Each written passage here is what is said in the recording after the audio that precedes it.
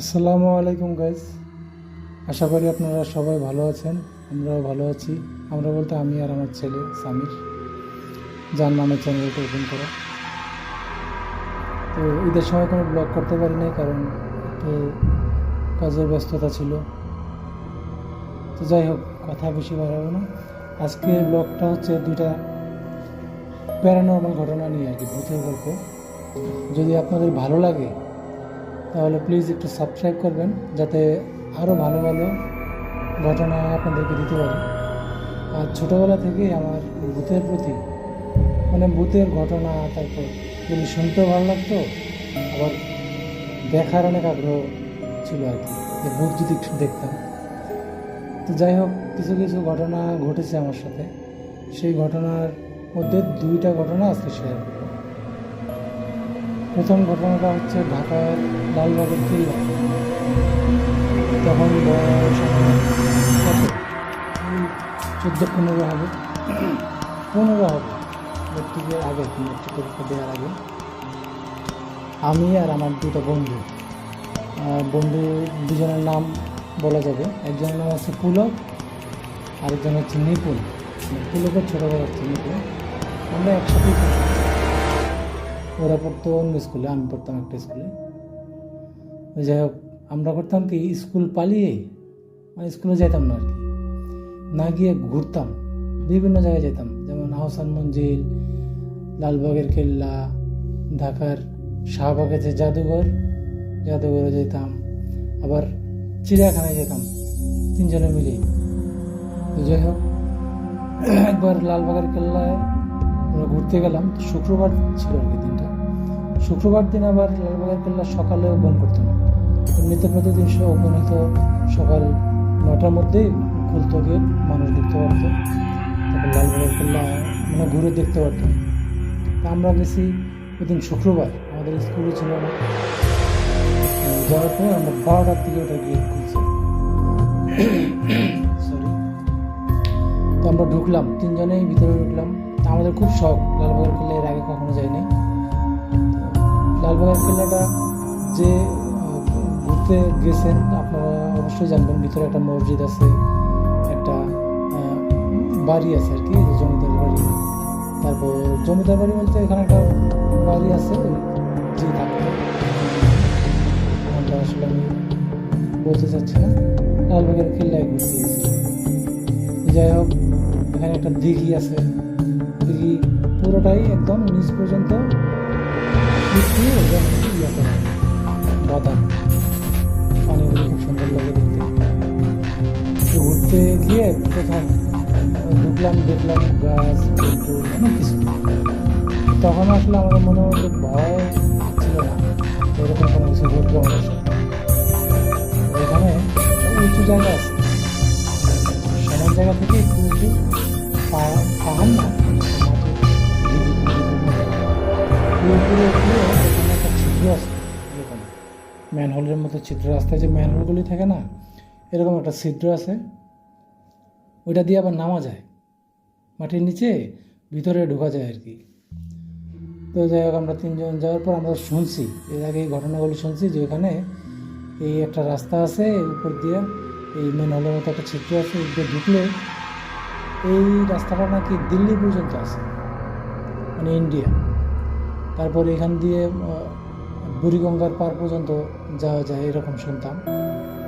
আবার কয়েকটা দরজা আছে, নিচে যাওয়ার পর কয়েকটা দরজা আছে। তো আমরা একটা টর্চ লাইট নিয়ে গেছিলাম, ছোটো একটা টর্চ লাইট। আগে যে 2 ব্যাটারির টর্চ লাইট পাওয়া যেত, অলিম্পিক ব্যাটারির, ওটা আমরা নিয়ে গেছি। এখন যাওয়ার পর ওইখানে নামছি, 3 জন আমরা নামছি। একটু ঘুরে ঘুরে নামতে হয়, মেনালের মতো। ভিতরে ঢুকলেই সিঁড়ি আছে, 4-5টা সিঁড়ি দিয়ে নামলেই কয়েকটা দরজা দেখা যায়, আর অনেক অন্ধকার, মাটির নিচে না, এত অন্ধকার মানে ভয় লাগে আর কি। তখন তো আমরা কতই বয়স, 15 হবে।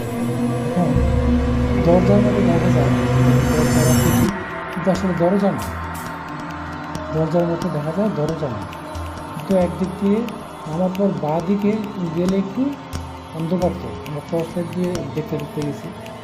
বাঁ দিকে গেলে একটু আবার নিচের দিকে একটা রাস্তা, মানে একে তো উপর থেকে নামলাম, নামার পর আবার ওইখান থেকে আবার নিচের দিকে গাড়ি গেল, নিচের দিকে নামার রাস্তা। তো নিচের দিকে লাইট নিয়ে আমরা গেলাম তিনজনই। আর এত অন্ধকার, গুটগুটে অন্ধকার, মানে কি যে বলবো, ভয় লাগে। এখন আমরা ওই সিঁড়ি দিয়েও নামছি যে এদিক দিয়ে কোথায় যাওয়া যায় দেখব, মানে আগ্রহটা আমাদের। তিনজনই একজন একজনকে ধরে হাত ধরে রাখছি। ভয় লাগতেছে, ভয়ও লাগতেছে, আবার আনন্দও লাগতেছে যে কি যেন উদ্ধার করি আমরা আজকে। এখন ওই সিঁড়ি দিয়ে নামার পর কিছু দূর যাওয়ার পরই একটু নিচে নামছি, তো দেখলাম কি সামনে জায়গাটা খোলা ছিল, আগে খোলামেলাই ছিল, কিন্তু নতুন ইট দিয়ে সিমেন্ট দিয়ে যে বন্ধ করছে জিনিসটা বোঝা যাইতেছে। এখন আমরা কিন্তু অনেক নিচে চলে গেছি, হাতে কষ্ট, আলো তেমন একটা বেশি না। বিশ্বাস করবেন না, হঠাৎ করে হাত থেকে তসলাইটটা পড়ে গেল। আমার হাতে ছিল না, আমার বন্ধুর হাতে ছিল, পুলকের হাতে। টর্চলাইটটা পড়া মাত্রই বন্ধ হয়ে গেছে, লাইটটা নিভে গেছে। আমরা তিনজন তো ভয়ে, এত অন্ধকার, কিচ্ছু দেখা যাচ্ছে না। কারণ আমরা উপর থেকে নামার পর আবার বাদিকে এসে আবার নামছি নিচে থেকে, মানে এখান পর্যন্ত আলো দিকে কথা কিছুই দেখা যায় না। টর্চলাইট তো হাত থেকে পড়ে গেছে, লাইটটা জ্বলে না, নিভে গেছে। পরে আমরা একজন হাত দিয়ে ধরতেছে, বলতেছি এই লাইট চালা, লাইট চালা, কথা লাইট চালা, বলার কথা। আমরা আবার ম্যাচ নিয়ে গেছি, হাতে কাঠি নিয়েছি।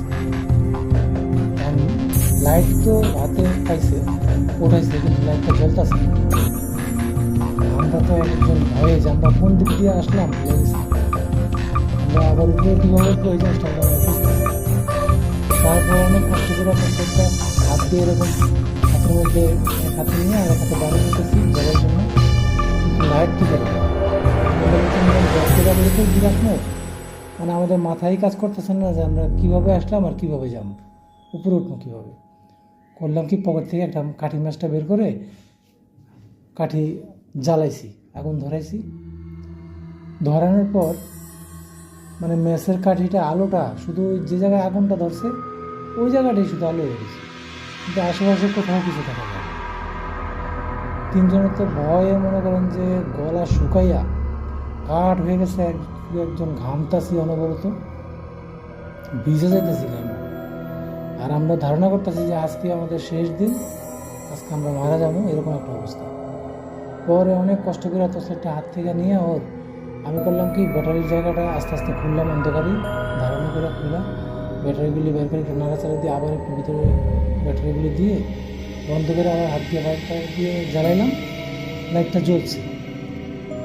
বিশ্বাস করবেন না, লাইট জ্বলার পর আমরা একজনের দিকে তাকায় আছি যে আমরা সব তিনজনই মানে গোসল করলে যেরকম হয়, ঘাম পানি এইরকম, শরীর কাপড় চোপড় ভিজা গেছে একদম। এখন তো কোন দিকে যেন চিন্তা করতেছি, লাইটের আলো হয় না, এত ভালো লাগতেছে। পরে এই লাইট দিয়ে আস্তে আস্তে উঠতে কোনো মতো আমরা উপরে উঠছি। গ্যাস বিশ্বাস করবেন না, এতটা ভয় পাইছি তিনজন, মোটামুটি 1 ঘন্টা 1.5 ঘন্টা আমরা ওইখানে ছিলাম। আমরা উপরে উঠতে 1 ঘন্টা গেছে, নিচে আমরা ছিলাম তো একজন তো গোসল করে ভিজা গেছি, কাপড় চোপড় আর গলা শুকায় গেছে, মানে পানি খাইতে হবে এরকম একটা অবস্থা। উপরে উঠলাম, ওঠার পর আমরা এতটাই ভয় পাইছি যে আমরা কারোর সঙ্গে কেউ কথা বলতে পারতেছি না, পানি না খাওয়া পর্যন্ত। পরে করলাম কি, আস্তে আস্তে ওই মসজিদ আছে একটা, লালবাগের কিল্লার ভিতরে একটা মসজিদ আছে, যারা গেছেন অবশ্যই দেখছেন, পশ্চিম সাইডে। তো তখন মোটামুটি জুম্মার নামাজের সময় হয়ে গেছে, শুক্রবার ছিল তো চিন্তা করলাম যাই মসজিদে যাই, উজুও করবো, আবার পানিও খাওয়া, ঘামো, গলাটা যাতে একটু ভিজে ভালো লাগবে। গেছি মসজিদে, ওখান থেকে কিন্তু আমার ভয়ের উৎপত্তি, মানে ভয় কিন্তু লাগতেছে মনে, অনেক ভয় লাগতেছে। গেলাম, উঠলাম, আল্লাহ বাঁচাইছে, আমার একটু দোয়া ছিল যার জন্য করতে পারছি। এখন মসজিদে গিয়ে উজু টুজু করছি, পানি খাইছি, গলা টলা একটু ভালো ক্লিয়ার হয়েছে, ভয়টা একটু কমছে। চিন্তা করলাম নামাজ পড়ি, জুম্মার নামাজটা পড়ি, প্রায় নামাজের ওয়াক্ত জামাতের সময় হয়ে গেছে। ভয় কিন্তু ওই জায়গায় নিচে একবার নামছি, ওইখানে একবার পাইছি, এখন হইতেছে আসল কথা। এই ভয়টা পাওয়ার পর তারপর আমরা আর কখনো ওই লালবাগের কেল্লায় যাই নাই। যে ঘটনাটা বলি, আপনারা খুব আনন্দ পাবেন, ভয়ও পাবেন। তো একটা রিকোয়েস্ট, এই ঘটনাগুলি যে শুনতেছেন অবশ্যই কানে হেডফোনে ইয়ারফোন লাগিয়ে নেবেন, আর দরজা জানলা একটু বন্ধ করে নেবেন। ভয় মানে চান আনন্দে যদি না পান তাহলে কি ভয় পেলে হবে? দেখ, এখন মসজিদে যাওয়ার পর দেখলাম যে নামাজ পড়াবে ইমাম সাহেব একা একাই খুতবা করতেছে, আর ওনার সামনে 7-8 জন লোক। মসজিদে জুম্মার দিন 7-8 জন লোক একটু অবাক করে না? মানুষটা আরও বেশি হবে। মসজিদের ভিতরে বসে কাতার আছে 4টা, আর বারান্দায় আছে 2টা, মোট 6টা কাতার। কিন্তু একবার ইমামের সামনে মাত্র 6-7 জন লোক নামাজ পড়ার জন্য বসে আছে। তা আমরাও গেলাম, আমরা 3 জন। তো মোটামুটি আমরা 10 জনের মতো হয়েছি আর কি। আর নামাজের বাকি 5 মিনিট আছে। তা আমরা মনে করলাম যে হয়তো এটা লালবাগের কেল্লার ভিতরে, তার জন্য অনেক হয়তো আসে না, বা আশেপাশে অন্য মসজিদে যায়। তো এর মধ্যেই ইমাম সাহেব নামাজে দাঁড়ানোর প্রস্তুতি নিল, আমরাও দাঁড়াইলাম। আমরা কিন্তু 8-10 জন লোক, বেশি না, একেবারে নীরব, এতই নীরব, মসজিদটা খুব ঠান্ডা। আমাদের খুব ভালো লাগতেছে, আনন্দ লাগতেছে, ভয়টাও একটু দূর হয়েছে। এখন ইমাম সাহেব নামাজের প্রস্তুতি নিয়ে নামাজে দাঁড়িয়ে নিয়ত করছে, আমরা নিয়ত করে হাত বাঁধছি, নামাজ পড়াইতেছে। তবে একটা জিনিস আপনাদেরকে বলি, আপনি যে মসজিদে নামাজ পড়তে যান, নামাজ পড়ার সময় আপনি যখন নিয়ত বেঁধে দাঁড়াবেন, তখন পিছনে যদি কোনো লোক আসে না, আবার অন্য কাতারে দাঁড়াতে অথবা আপনার পাশে দাঁড়াতে, আপনি কিন্তু একটু আওয়াজ পাবেন। অথবা মসজিদে খেয়াল করবেন, পায়ের আওয়াজ পর্যন্ত পাওয়া যায় যে একটা লোক ঢুকছে, পরে আসতে আমাদের কাতারের মধ্যে দাঁড়াচ্ছে, আমাদের পিছনে কাতারে। আমরা নামাজ পড়তেছি, জুম্মার নামাজ 2 রাকাত, আপনাকে সবাই জানে। মোটামুটি নামাজে দাঁড়ানোর পর 1 রাকাত হয়েছে, আমরা কিন্তু কোনো আওয়াজ পাইনি, পায়ের কোনো আওয়াজ পাইনি যে একটা লোক আসছে এরকম কিছু, নীরব একদম। নামাজ পড়তেছি, নামাজ প্রায় শেষ অংশে, দ্বিতীয় কাতারের দ্বিতীয় সিজদায় আমরা চলে আবার বৈশা আত্মাহিয়াতে পড়তেছি, হুজুরও পড়াইতেছে। এখন নামাজ প্রায় শেষ, আমরা সালাম ফিরাবো আর কি। হুজুর সালাম ফিরাইছে, আসসালামু আলাইকুম রহমতুল্লাহ, আসসালামু আলাইকুম রহমতুল্লাহ। নামাজ পড়ার পর যাকে আমরা একটু ইজি হয়ে, মানে যেভাবে বসছি নামাজ পড়তে, ওখানে এরকম না বসে আমরা আসন ধরে বসছি। এখন বসার পর হুজুর তো আবার আমাদের দিকে ঘুরছে, ঘুরা বসছে। তো আমরা করছি কি, মানে বসার পর আসন ধরে বসে আছে, পিছনের দিকে তাকাইয়া দেখি, আমরা 3 জনে কিন্তু অবাক হয়ে গেছি ব্যাপারটা দেখি। পিছনের দিকে তাকানোর পর আমরা দেখলাম যে মসজিদের 6টা কাতার, মসজিদের ভিতরে 4 কাতার, মসজিদের বারান্দায় 2টা কাতার, এই 6টা কাতারই মানুষ ভরা, একটা টু শব্দও নাই। যে এতগুলি মানুষ যে একজন একজন করে আসছে, এসে নামাজে দাঁড়াইছে, আমরা কিন্তু কোনো আওয়াজ পাইনি, একটা ফোঁটা আওয়াজ পাইনি। এখন আমরা এতটাই অবাক হয়েছি, আমরা 3 জন একসাথে যখন পিছনের দিকে তাকাইছি, আমরা চিন্তা করছি নামাজ শেষ, আমরা বের হয়ে যাবো, মোনাজাত ধরার আগেই বের হয়ে যাবো, মানে মোনাজাত ধরবো না, আমরা বাসায় চলে আসবো। এতটা আমাদের ভালো লাগছে, কারণ এর আগের যে ঘটনাটা ঘটলো, ওই নিচে ঢোকার পর বের হয়েছে অনেক কষ্ট। তার মধ্যে পিছনের দিকে তাকাই যখন দেখলাম যে এত মানুষ, পুরা মসজিদ ভরা, 3 জন লোক, আমরা 3 জন লোক অবাক হয়ে গেছি, এটা কি? এতক্ষণ আমরা নামাজ পড়লাম, কিন্তু একটা করে আওয়াজ পেলাম না, যখন লোক আসছে ভিতরে বা কাতার হইতেছে, কোনো আওয়াজ পেলাম না। এত মানুষ করতে এই 5-10 মিনিট আমরা, যেটা একদম অবাক একটা কাণ্ড। তো আমরা অতটা হয়তো নেই, মাত্র হয়তো আসছে, আমরা আওয়াজ পাইনি, এরকম কিছু আর কি। তো মুয়াজ্জিন ইমাম সাহেব কিন্তু আমাদের 3 জনের দিকে আবার তাকাই আছে, 3 জনের দিকেই ইমাম সাহেব কথা বলতেছে, আমাদের দিকে তাকাই আছে। তো নামাজ শেষ, মোনাজাত করছে। তো আমরা বসে রয়েছি, আমরা তো উঠে আসার মতো অবস্থা নেই। এই মানুষ সাইড করে আস্তে আস্তে আমাদের তো একটু সমস্যা হবে। আবার যারা বসে আছে এরাও তো একটু অন্য কিছু ভাবতে পারে যে নামাজ শেষ হয় নাই, মোনাজাত শেষ হয় নাই, এরা যাওয়ার জন্য পাগল হয়ে গেছে, একটা মানে খারাপ দেখায় আর কি। ইমাম সাহেব এই জিনিসটা খেয়াল করছে, আমরা তিনজনই একটু,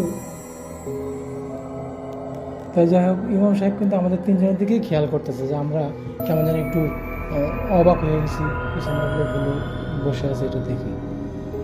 তো সবাই আস্তে আস্তে বের হয়ে যেতেছে, আমরা কিন্তু বেরোতেছি না, আমাদের শরীর কেমন যেন একটু ঠান্ডা হয়ে গেছে, তিনজনের শরীর কেমন যেন ঠান্ডা অনুভব করতেছে, উঠতে পারতেছে না, বসে রয়েছে। আর আমাদের পাশে যে ছিল আরও কিছু লোক, ওনারাও আস্তে আস্তে উঠা বের হয়ে যেতেছে। এর মধ্যে ইমাম সাহেব আমাদেরকে হাতে এসে বস,